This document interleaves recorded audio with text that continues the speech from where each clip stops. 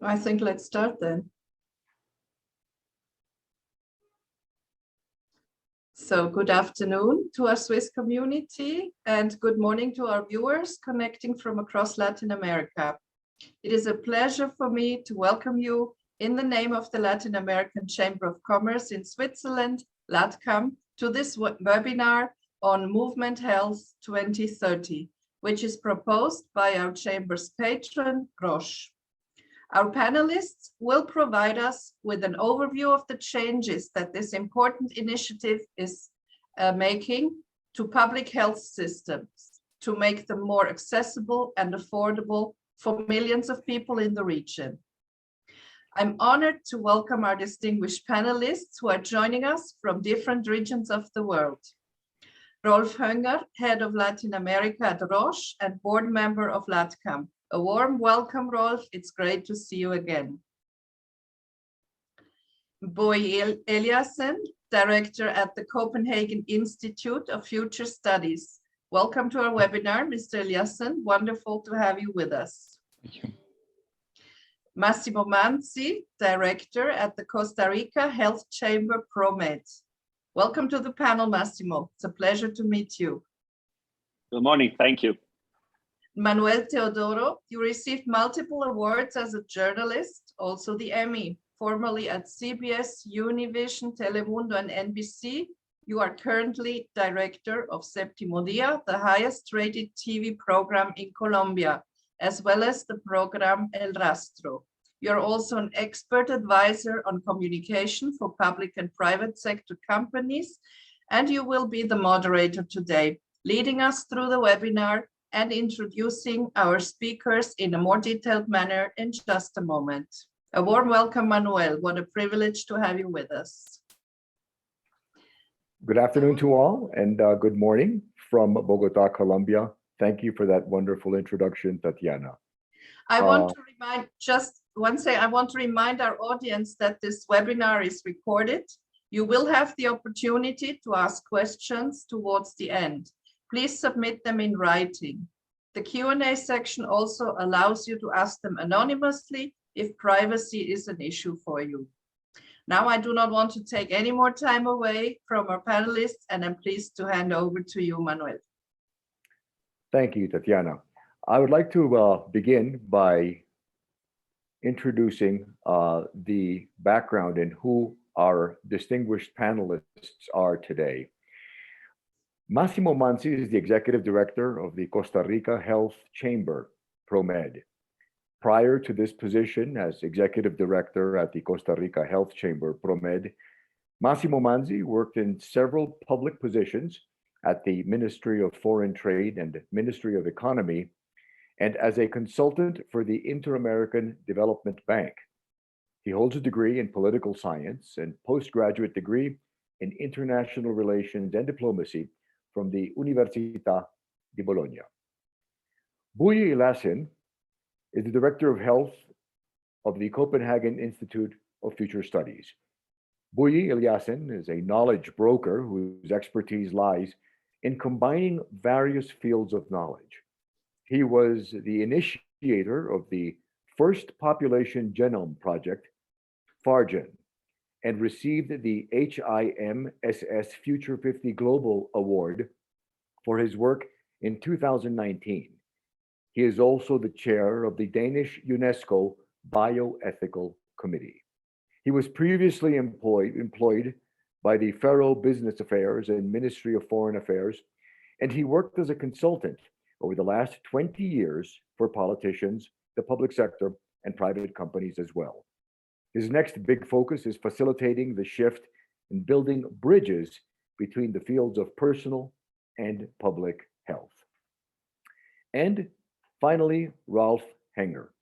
Rolf has a long trajectory in the region where he has held several positions at Roche, including general manager for Peru, Colombia, Ecuador, commercial development director for Latin America, marketing and sales manager for Central America and the Caribbean, and most recently, general manager of Roche Brazil.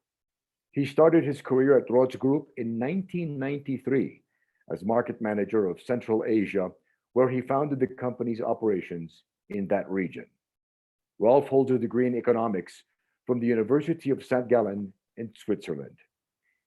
That said, I would like to present a video that will help us understand more betterly what this initiative is all about.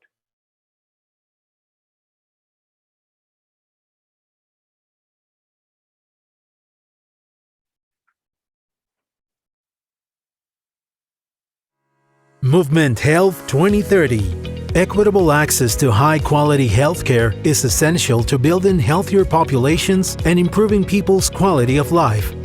For this, it is necessary to review and transform health systems throughout Latin America and the world to make them more sustainable. This is why the Movement Health 2030 was created in 2020 as a non-profit organization that brings together the public and private sectors to transform the world's health systems, addressing the sector's greatest challenges by strengthening public policies and developing innovative and scalable solutions. We need innovative and creative policies to transform the region's health systems.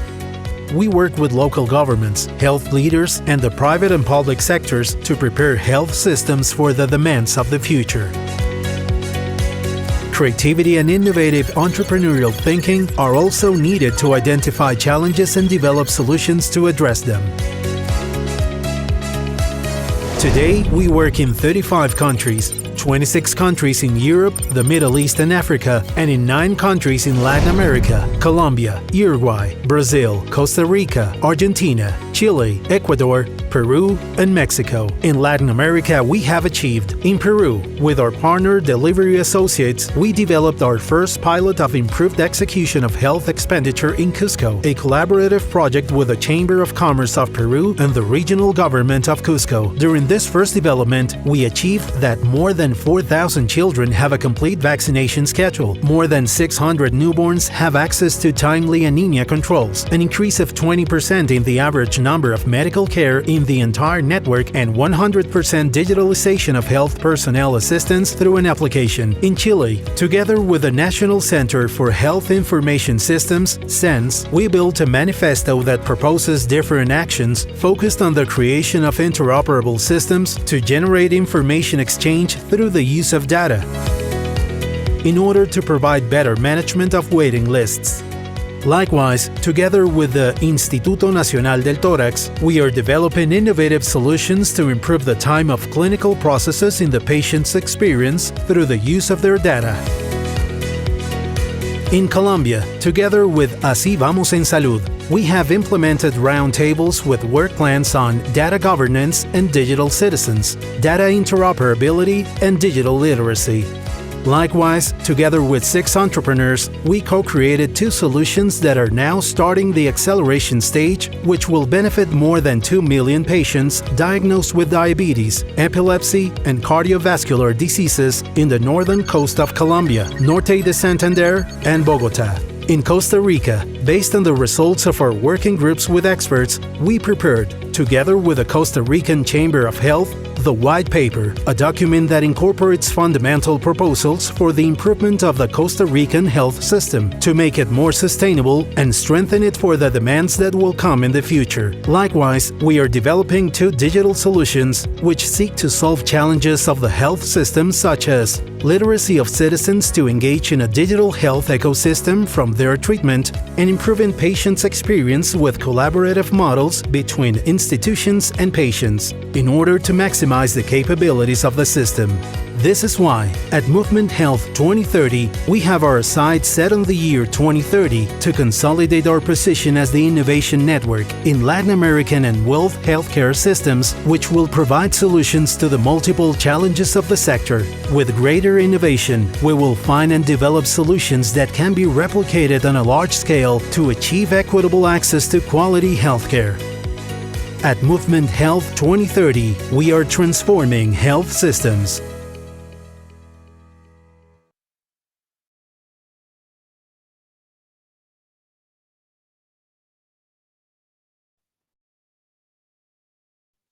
Transforming health systems. It's a huge and noble endeavor. Movement Health 2030 was born in 2020 here in Latin America and sets a vision for 2030 to achieve its goal of consolidating new partnerships that improve access to healthcare and to help develop more sustainable health systems. This is why the movement works with governments, health leaders, and the public and private sectors to prepare health systems for the increasing demands of the future, to support them in adopting the innovation needed to transform themselves. The movement works under three strategic pillars to meet its objectives. Number one, equity in access to quality healthcare. Number two, transformation of health systems. And number three, innovation and collaboration. The first speaker today that we would like to pose a question to is Rolf Henger. Rolf is presently the area head of Roche Latin America. The question for you, Rolf, is why is it so important to transform health systems?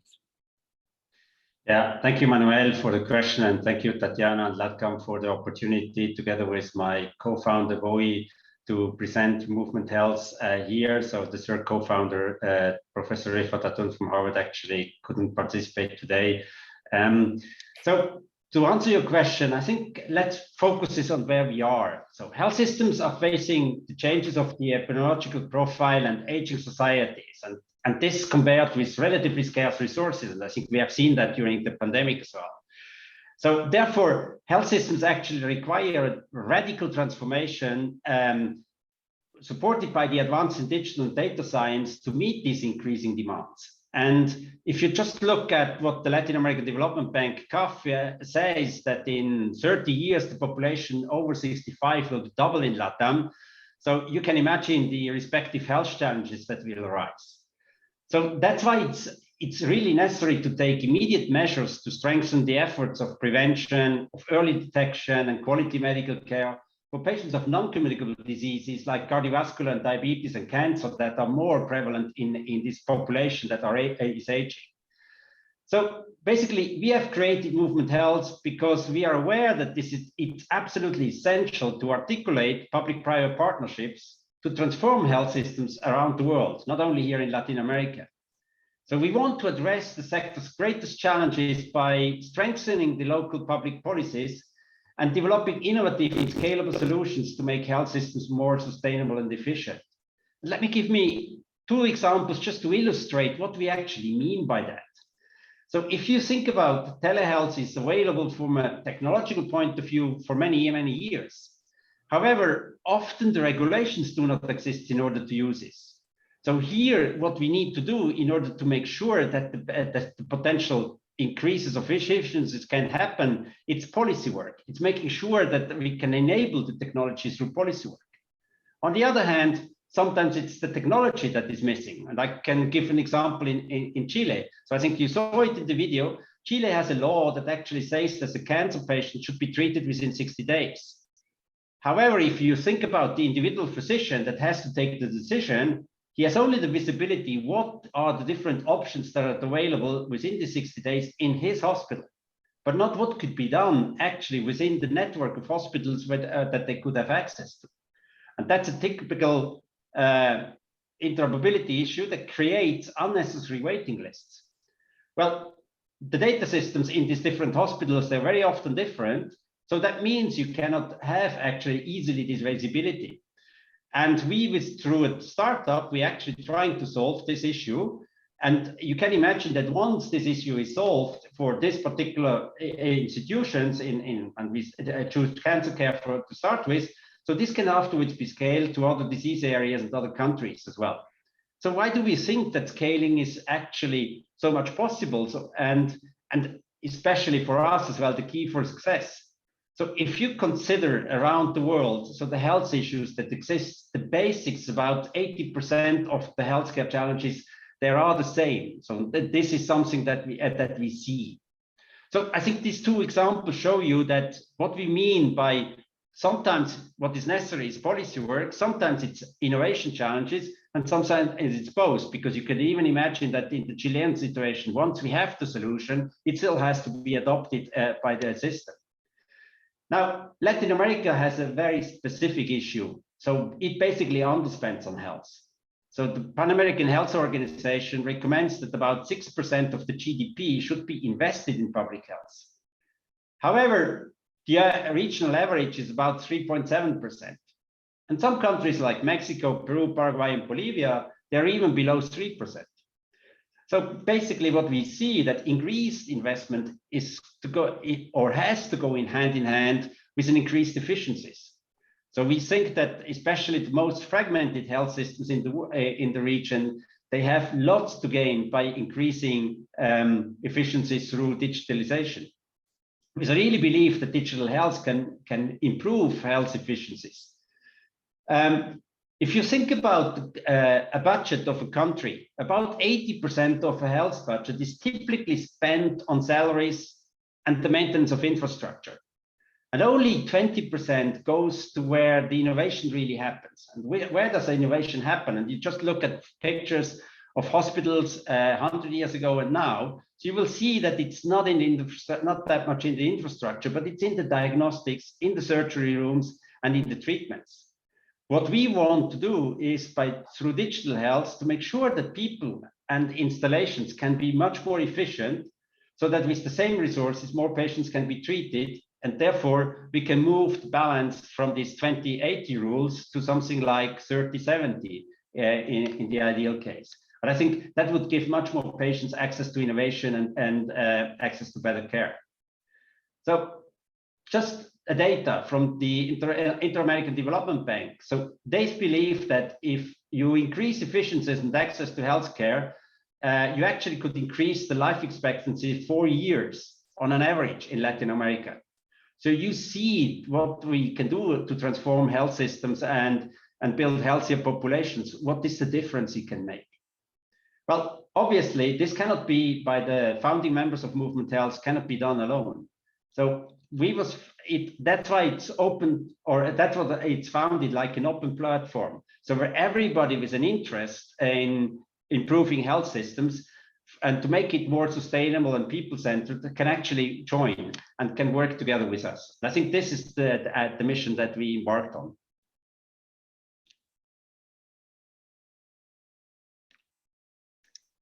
Thank you, Rolf.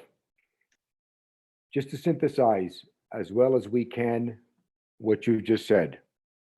The population over 65 will be doubling in Latin America in the upcoming years, and precautions must be taken. Strengthening local public policies is a key issue, and the reason that this initiative should be strengthened. The use of technology is essential, and it is essential in order to diminish what you call unnecessary waiting lists. Scaling is very key, and this is particularly relevant when we consider that the GDP in some countries is still very low for its health systems, and digitalization could highly help these countries. It's interesting to note what you said, that only 20% of budgets area goes to innovation, the other 80% going to and so forth. But thanks to this initiative and the heightened interest that we hope to generate, we could perhaps tilt this balance to hopefully a 30% number for innovation and 70% for the rest. And obviously, when you say the words, we could increase the life expectancy of the population in this area by 4 years. These are very, very strong words and should be a motivating factor for anyone interested in joining and contributing their efforts to this very, very noble initiative.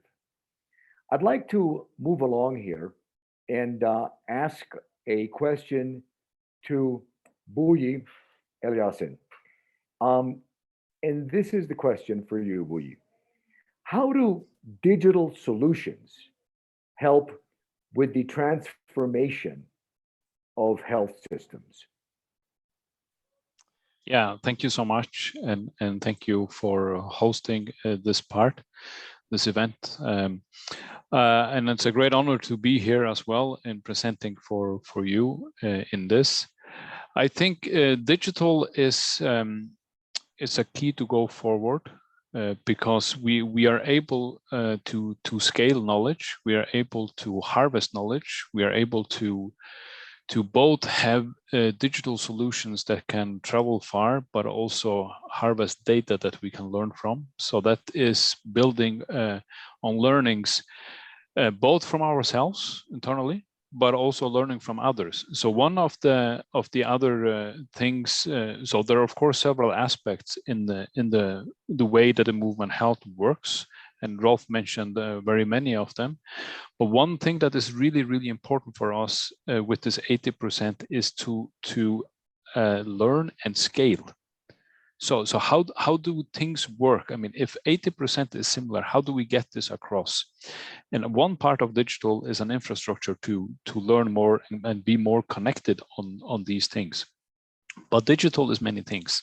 We should remember that it's a tool and it's not the aim. And this is the first challenge we often get. And this is not specifically Latin America, but we also see very present in Latin America, that what is it and how do we go about the digital opportunity that we have? So let me first take some of the opportunities. We have, I think, more than 500 million people using Spanish in the health system in Latin America. It's a huge market. The challenges we see in the countries are very similar. They're very much asking the same question and need of the same infrastructure investment and connection in it. So here we come in, how do we secure equality and equity? How do we have governance of data? And what was mentioned before from both of you, how do we capacity build both the professionals and the society to be able to work with digital health in it? And we have some challenges and gaps in Latin America, but we also have some great opportunities because Latin America is entering now in whatever we call it, the second, third, or fourth wave of digital maturity and ways of working. So 20 or 30 years ago, when we started working with this in the Nordic countries, it was very local. Now you can federate data systems. You can do a lot across countries. And this is what we need to harvest when we work in Latin America. And we can see, for instance, the focus on the waiting lists in both Chile and Costa Rica is also based on interoperability of data. How do we get that to work? And let me stress here, this is not a technical challenge. This is a challenge that is either a political decision or an administrative decision of wanting to work together. So we are, with the Movement Health, we are trying to bridge this coalitions that can make this happen. The same with the white paper that Massimo will come more in on to really to flesh it out. What is it we see of opportunities and challenges going forward? The better access to quality of health is also very much based on who do we get involved in it. We should not discuss if it's a private or a public system, but rather what is the system that the entities in the countries are working in, and how do we secure that we get the outcomes on that part? Because in the end, sustainability in health is so important. So that comes back to Rolf's points also on underspending. So there are two margins to work with there, where the digital solutions should help us. One thing is to show the need, and the other thing is to increase the better use with the already existing budget, which probably is somewhere between 20 and 30%. So that's a lot of resources that we can get in. And part that we are working with on this part, and I don't buy into the premise that you should do less in Latin America because it does not have the same level of resources, economic resources, as for instance Northern Europe and North America. This is very much about saying, what is the new health paradigm? How do we go in with the technology that exists, but on the premises where we are, and how do we get that affordable? So that is what we have called the 10-90. How do we also move the focus on technology to not just focus on the richest 10%, but also to the rest of the world, the other 90%. And that's a big opportunity for everybody who works in the field. And going also on back on Rolf's very good explanation here is we have circled very much about what we really focus on here is how and who. How do we do these things, and who wants to work together? Who needs to work together, and who wants to be with us? That's where we get the really push forward on capabilities, and both on the technical way, but also what needs to be in the system on the political side. And as also was mentioned, we have two arms really pushing forward. One is the innovation, the practical side, which is extremely important to solve acute issues. And then on the policy side, one thing is in the countries, but what the next phase will also hopefully get us to is to connect between the countries. So it's not just a technical collaboration between the country, but also on a policy level. But hopefully, we also get the business communities really to buy into and be a part of this development, as well as the civil society. So to say it in a different way, Manuel, we cannot create a better health in Latin America without digital infrastructures and without data. So we need to build that. But the opportunities are huge because we don't need to make the same mistakes as in the countries that were before. So there are a lot of learnings to push forward. And it's actually not a lack of technology. It's a lack of willingness to actually do these things and having the right partners around the table. And this also comes back to the need that Rolf was in on. So the avoidable disease burden and the avoidable death rate, how can we work with that in a way so health becomes an investment and not seen as a cost? So how do we get these investment into the societies to keep people healthy, to keep them being able to live a good life with high quality for longer, also to be able to be on the labor market in an increasing knowledge economy that really needs health in order to function. So the paradigm shift that I also see in this is that we are moving from having health just as a service to having health as the most important societal pillar, where it becomes an investment to have a better life conditions in the societies. And this cannot be done without the digital part. Yes.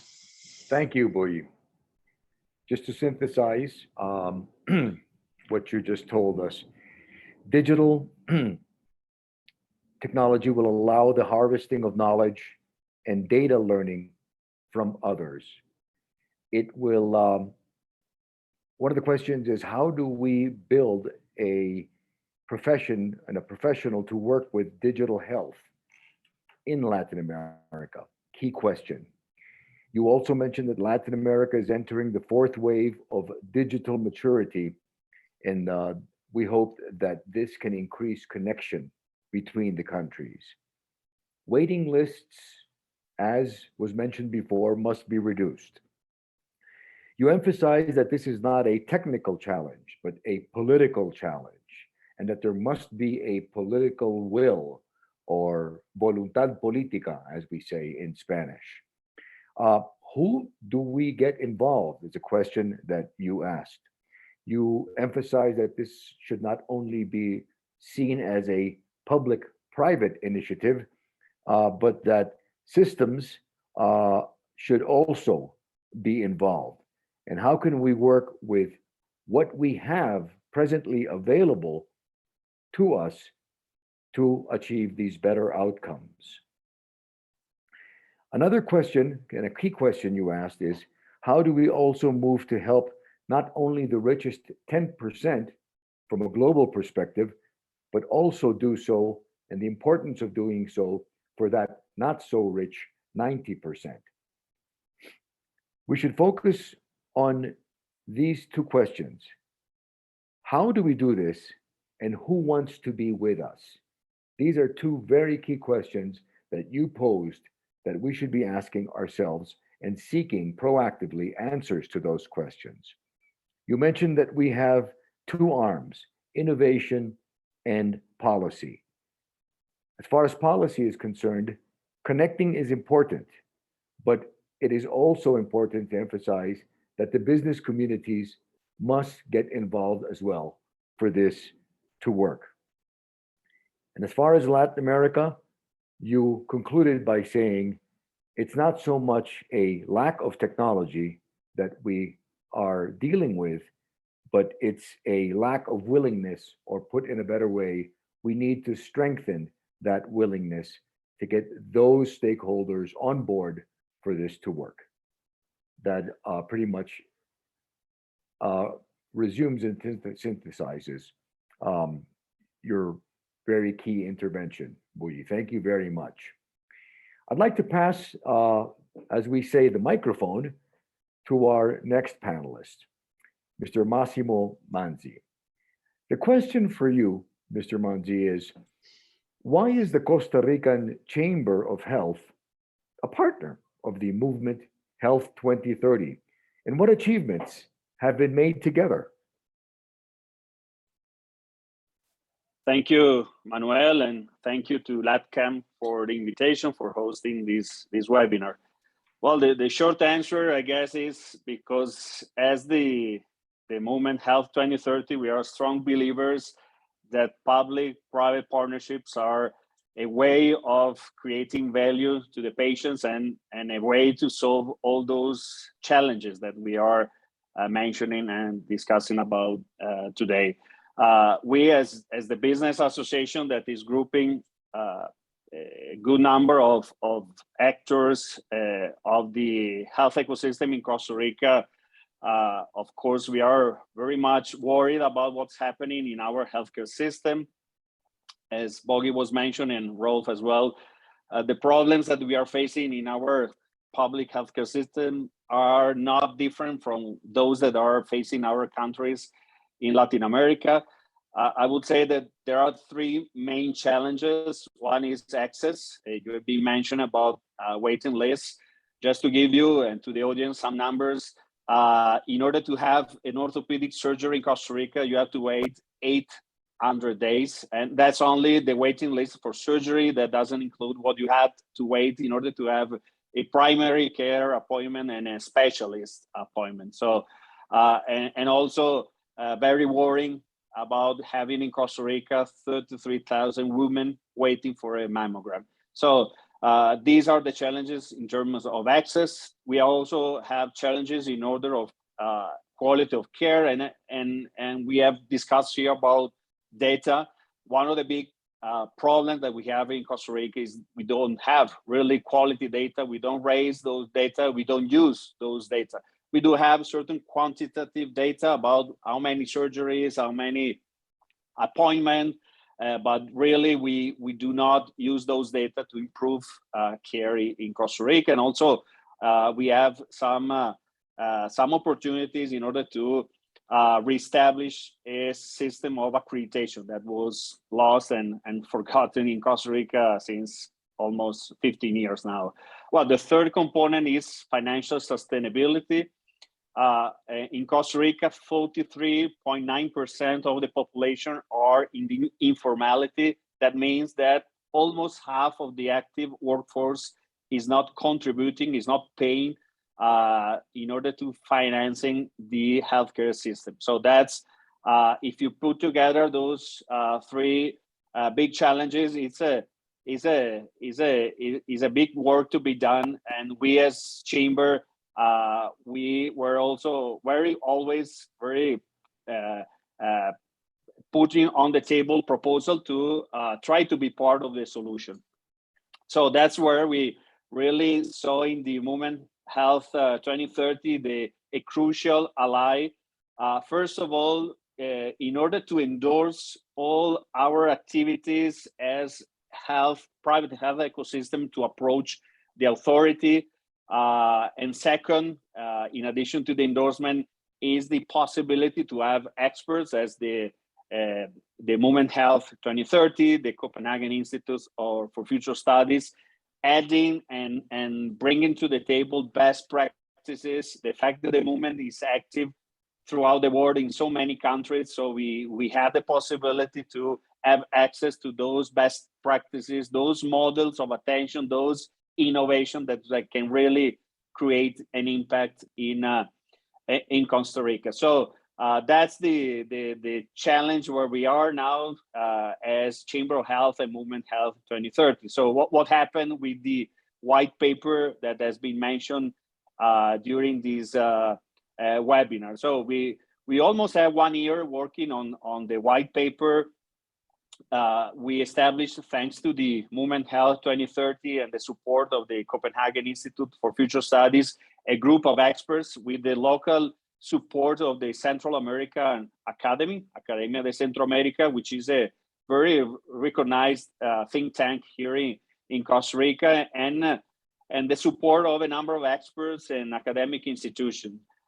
We, as a key milestones, we came in with the first group of proposals last November, where we had the opportunity to make a call and have the participation of 10 of the presidential candidates to the presidency of the Republic. Our elections, the first round of election was in February. So we had that first opportunity to bring in not only experts, not only people and organizations willing to support and willing to bring in new ideas, but starting to create what Poggi has been mentioned about political will. So we started with those potential people that we possibly were going to be the new president of the Republic of Costa Rica.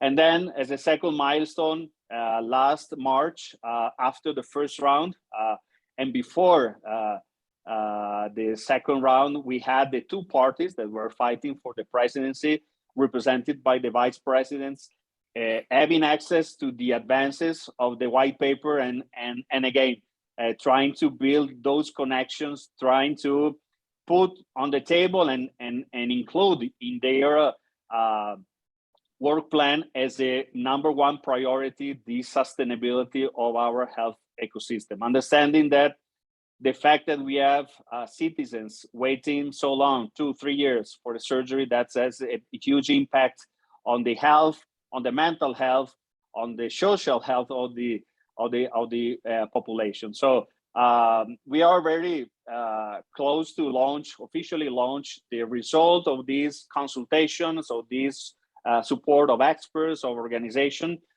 Very soon we will have that final report in an official launch here in Costa Rica. We are very proud to have the support of the Vice President of the Republic of Costa Rica, which was part of one of those conversations that was mentioning before. So what's next? The friends at the Movement Health 2030 have been constantly repeating, and we are pretty much aware, we don't want the white paper on health to be a document, just a dead document that some politician is going to put somewhere in their desk. So what's next after the official launch?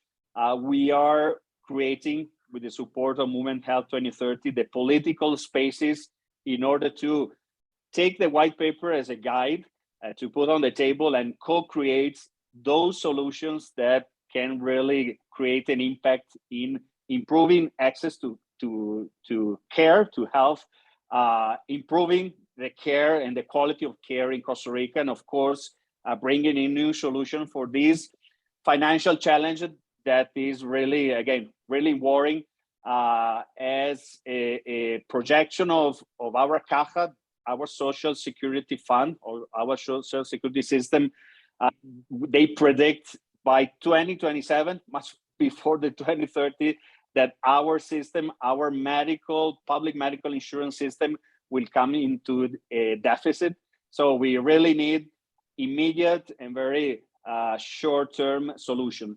And by the way, we are very proud that the government established putting on the table new solution as one of the priority in their first 100 days of government. So these are some of the big achievements, and Manuel, let me take this opportunity to thank again Mr. Rolf Hunger as one of the founder of the Health Movement 2030, and Bogi and the Copenhagen Institute for Future Studies for believing in Costa Rica, in the chamber, and in the opportunity to be able to create solutions that can have an impact on care in our country. So let me also invite everybody here on this call to think on becoming an ally of this movement. I think we are a living example about what we can achieve when we work together, and when we have the opportunity of have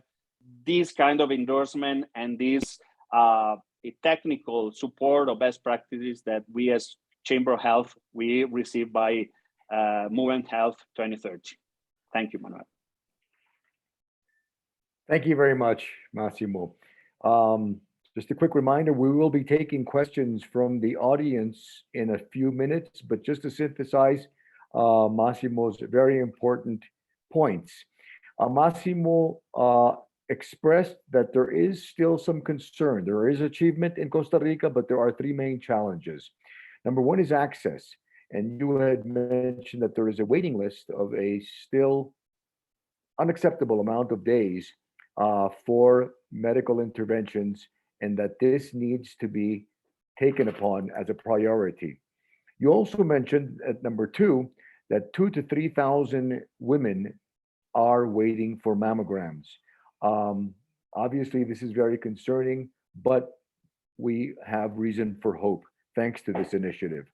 And number three, you mentioned financial sustainability, that almost half of the workforce in Costa Rica is informal. So that means that they do not contribute by paying taxes to the financing of the health system. You also mentioned concern about not having sufficient quality data, and more so the fact that the data that is available is not used adequately. You did, on the brighter side, highlight the fact that you have in Costa Rica the support of think tanks, academics, institutions, and that you were even able, and this should be a proud achievement, to get 10 presidential candidates aboard and join them with the experts that brought new muscle and displayed a multi-partisan political will. That is something certainly that should be recognized. That you are very close to launching the final report that everyone is looking forward to, and that the Vice President of Costa Rica is 100% on board in this initiative. That you are creating the political spaces, and that the white paper will be used as a guide to improve healthcare in Costa Rica. You talk about 2027 as being the set date, not waiting until 2030.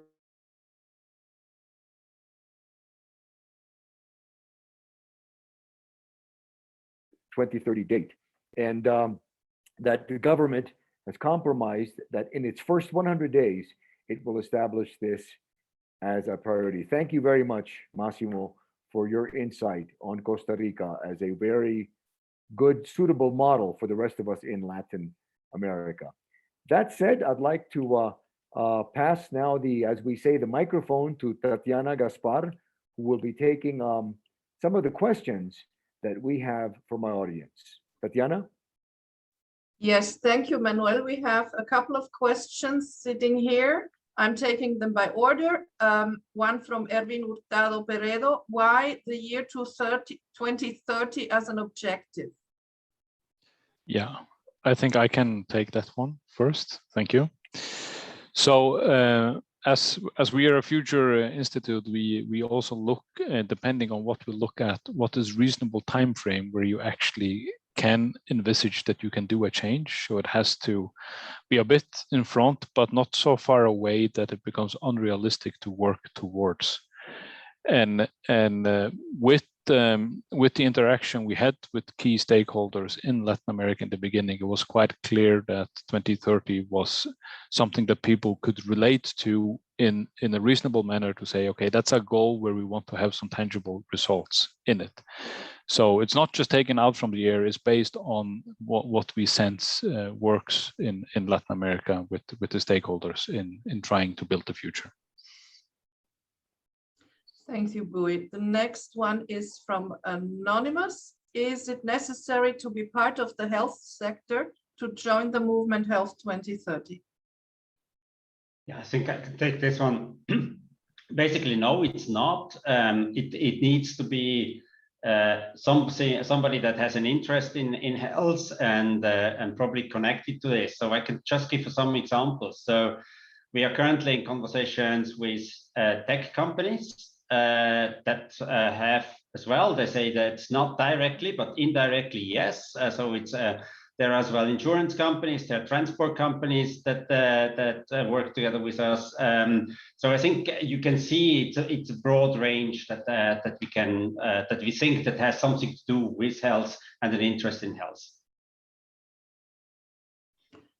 Thank you. Let's take the next one from Diego Estol. Still, there is a way to go to shift the paradigm. That's public and private health institutions. CEO and doctors still see digital tools as a challenge to their historic way of treating patients and managing their institutions. We need a way to go in that cultural change. Would like your comments. I can start if I think all of us have an opinion on that one. So I think change, you need champions to change. So one of our job is to align with champions that are ambassador for the needed change, and capacity building is a part of that. So what we need to push forward is the capacity building, so people actually can be a part of the change, and people, of course, are connected to what they work with on a daily basis because that's what they do. Our obligation, if we want to move this forward, is to show them and prove to them that there is a better way. The next one is Anonymous. In which countries is there an opportunity to join the movement Health 2030? Yeah, for LATAM, this is the 9 countries we mentioned. So starting from north to south, it's Mexico, it's Costa Rica, it's Colombia, Ecuador, Peru, Chile, Uruguay, and Argentina. So that's where we currently are active. So that was chosen by the board that for the beginning to start with. We cannot do everything. And in future, we see that there are other countries that could actually be incorporated.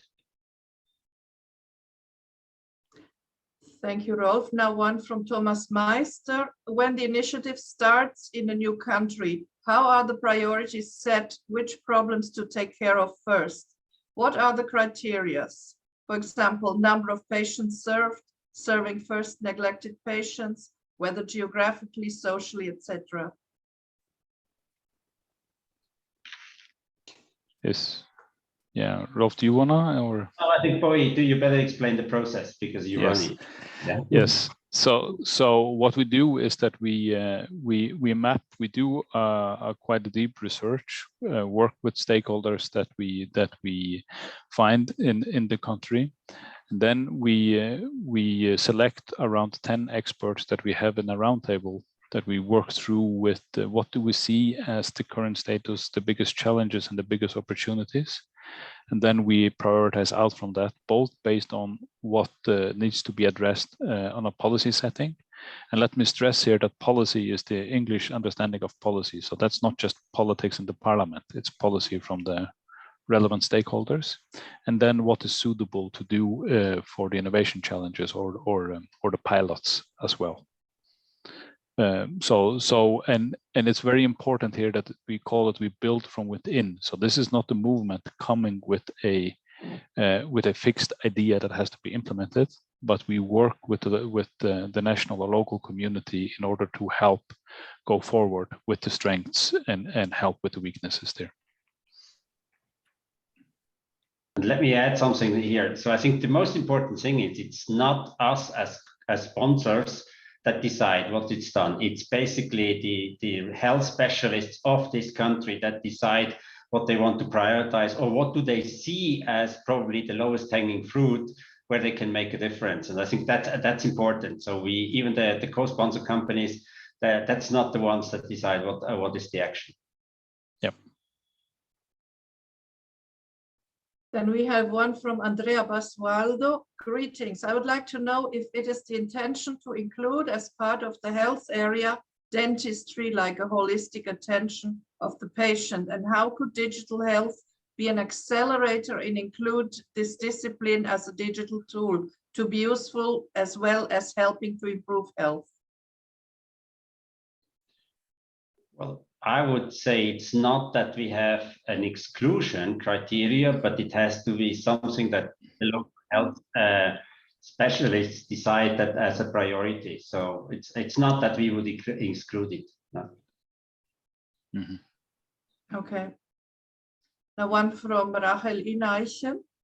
Thank you for your presentation. Do you see as Movement Health 2030 opportunities to collaborate with Caribbean states such as Barbados, Trinidad and Tobago, Guyana and Suriname? Well, I think the same answer goes here. So we basically, we have to see that we cannot do everything. And so we choose the first countries. We started with 4, then we started to extend. So I don't exclude anything that we should not go to the Caribbean as well. It just will take other co-sponsors and resources in order to be able to really make as well a service to all the countries. Mm-hmm. Can I just add here as well? So the same dynamic that we want to have inside in the countries, we also do in how many countries we want to have. So we need to be quite hard on prioritization. So we actually make sure that we can do things, and then be careful in how fast we go forward to many countries. But as Rolf said, I mean, if we have if it's possible, we would like to be in more places. Now I'm taking a question from Dr. Philip Nell, the honorary ambassador of our chamber, to Mr. Manzi. How can the digital initiative help to solve the long deadlines, 800 days for an orthopedic surgery? Is the problem not more in terms of medical doctors, hospitals, and availability of prosthesis? Well,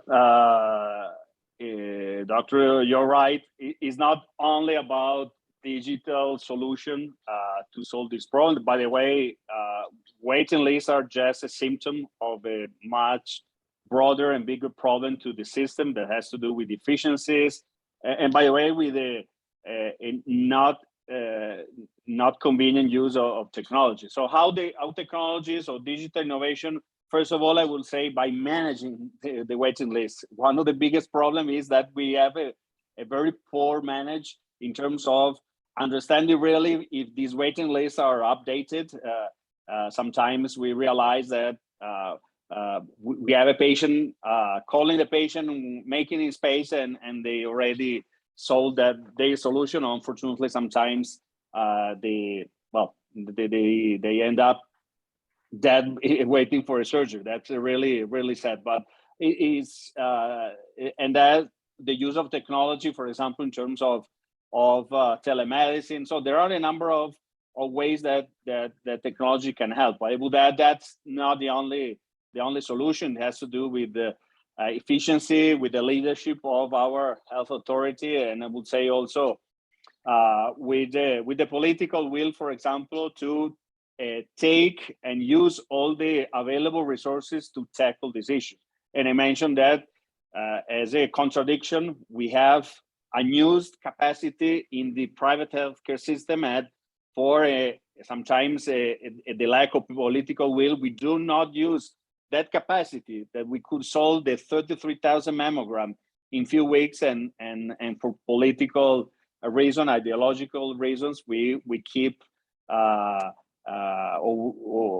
we are still in this problem where we could have solved that problem with public-private partnership. So it's a a multidimensional, let's say, problem and solution. I would like to add, since you are in cyber, in blockchain, well, our public health system is under the biggest cyber attack of the history. Group Conti is now, let's say, all our system, our digital records are down. We are really working in the public health system in a blind way without the use of any technology. So I think that now more than ever, we can understand in Costa Rica about the importance of digital transformation and about how to protect also our digital data and data of the patients. Thank you. Thank you, Massimo. I'm taking a question from Jason Melendez. I run a startup in the healthcare industry with a Costa Rican founding team. How can we be part of Movement 2030? Yeah, I think we have written it in the chat. So the best way to contact us is through the email address communications@movimento2030.com, or you have our leader of the Movement Health, Hector.portale at Movement Health at 2030. I think it's the best way to contact us. It's written in the chat. Yeah, excellent. Thank you for putting that. Now, next question, anonymous. What has been the great achievement of the Movement Health, the greatest achievement of the Movement Health 2030 so far? Or you start. Yeah, so I think there are several things, and we also need to be patient when it is big changes. So often, as Bill Gates also said, we overestimate what can be done on the short term, but underestimate the impact on long term. And I think this happens with these kinds of initiatives. So just the part that we are getting the stakeholders around the table and really working in that many countries. So it's 9 in Latin America, but I think we are on 28 altogether. That is quite an achievement, and most of it done in, or almost all of it done in COVID times. So without the possibility for physical meetings in or almost in that part. Then we have quite some clear achievement with in Chile with a manifesto on the waiting list, which is in a discussion with the political system right now on concrete solutions on it. Efficiency in the system in Peru, which has been going on for quite some long time with some key stakeholders as well, to get the right persons around the table in a very fragmented country like Argentina to really discuss the governance of data and get that on the table and how then to work with the digital structure. In Colombia, yesterday, we were really defining with the stakeholders on how do we do capacity building with the universities and stakeholders and get that teaching out to the hospitals. In Ecuador, we are working both with the different departments of the health ministry on the roadmaps going forward, how we do develop. And in Costa Rica, the white book is a great achievement. And in Mexico, we have worked quite thoroughly through with the city of Mexico on a more advanced format of primary care. So and this is just Latin America. So if you ask me if I'm proud, yes. And rightly so, if I may say. So we are almost up. There's one more question here, last one. From Mark Barone, how much are people living with the health conditions invited to participate as stakeholders, identifying priorities and implementing solutions in the Movement Health 2030, as recommended by different global organizations and multilaterals? We always invite patient representatives.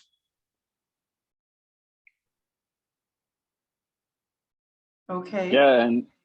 Yeah, and let me add, in Costa Rica, during all those panels, conversation, patients association were pretty much part of those events, and also they contributed with their, let's say, ideas and proposal to the white paper.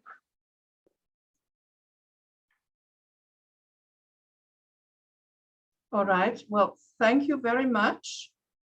Thank you, Manuel Teodoro, for moderating this webinar in such a lively and dynamic manner. And thank you, Rolf Hönger, Bogi Eliassen, and Massimo Manzi for your in-depth and very inspiring contributions and all the detailed answers, and for all the important work you do for the greater well-being of society. Dear viewers, thank you all for connecting. I hope you enjoyed our session today and received a great deal of positive and encouraging input.